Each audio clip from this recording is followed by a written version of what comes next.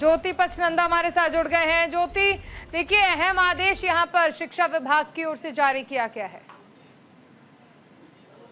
देखिए, इसमें गलत क्या है अगर राष्ट्रीय गान को उन्होंने कंपलसरी कर दिया हर स्कूल में।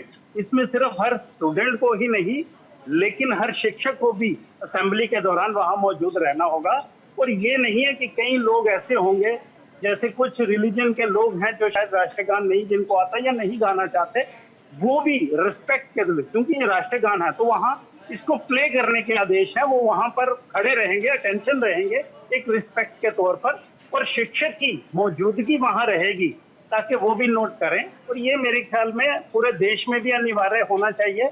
खबर कश्मीर की इसीलिए बन रही है क्योंकि हम खुद ही एक्सेप्ट कर रहे हैं कि वहां के लोग इस चीज को नहीं अप्रिशिएट करते, लेकिन इसको अनिवार्य होना चाहिए। और सरकार का ये बेहद महत्वपूर्ण और जरूरी कदम था, जिससे एक समय की भी पाबंदी होगी। स्टूडेंट टाइम पे ज्योति, क्या आपको ये लगता है कि जम्मू कश्मीर के तमाम स्कूलों में अगर इसे लागू किया जा रहा है, अनिवार्य किया जा रहा है, तो ये इतना आसान होने वाला है?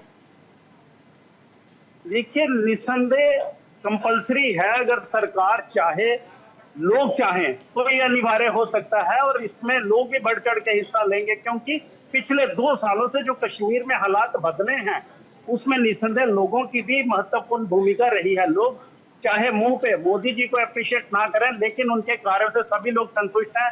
जम्मू कश्मीर के उपराज्यपाल के कार्यों से सभी संतुष्ट हैं। तभी पिछले 2 सालों से कोई कश्मीर में हड़ताल नहीं हुई है। लोगों ने 24 घंटे काम किया है, ये लोग भी मानते हैं और उन्होंने एक्सेप्ट भी किया है।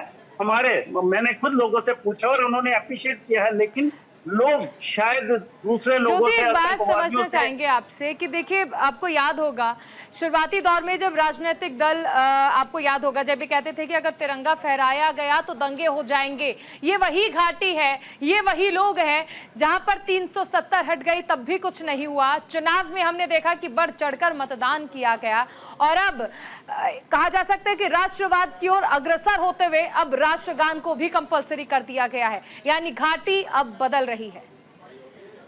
निसंदेह आप पिछले वर्षों से देखो ना, कुछ वर्षों से घाटी में कितने बदलाव है। डल लेक में लोग रात को 2-2 बजे तक शॉपिंग कर रहे हैं। लाल चौक जहां पर तिरंगे के नाम से कर्फ्यू लग जाते थे, वहां 24 घंटे तिरंगा फहराया जाता है और वहां पर रिपोर्टिंग हो रही है। क्यों नहीं बदलाव होगा? यही बदलाव है। पिछले मैं यही बदलाव बता रहा हूँ कि मैं शिकारों वालों से पूछ रहा था, वो कह रहे थे कि पिछले 2 सालों से कोई स्ट्राइक नहीं हुई है, हमने 24 घंटे काम किया है।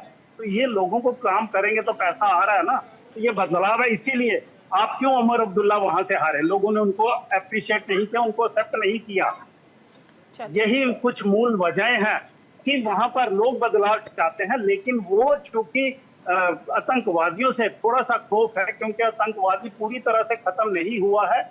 लोग सुरक्षित हैं, लेकिन फिर भी उनके मन में कहीं ना कहीं खौफ है, जो दबी जुबान में बोलना चाहते हैं लेकिन बोल नहीं पाते हैं।